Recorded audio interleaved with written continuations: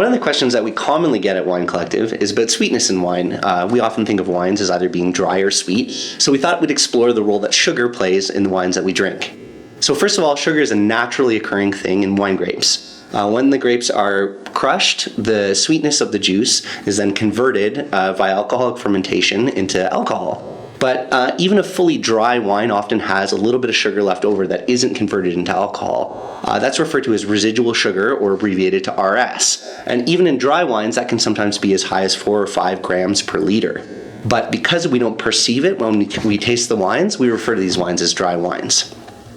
Now, there are some deliberately sweet wines out there, dessert wines. Think of the Canadian classic ice wine, Sauterne from France, or sweetened ports. And these are all wines that are made in a deliberately sweet style, often by arresting fermentation before all those sugars are converted to alcohol.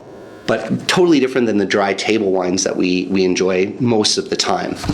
That said, there's often a perception of sweetness in wine that is very different from the actual sugar content. So I always like to say that it's the difference between a sweet wine and a fruity wine. Quite often our brains are tricked. If we get flavors that we associate with sweet foods, like ripe strawberries or cherries, we think of the wine as being sweet, even though it's actually quite dry.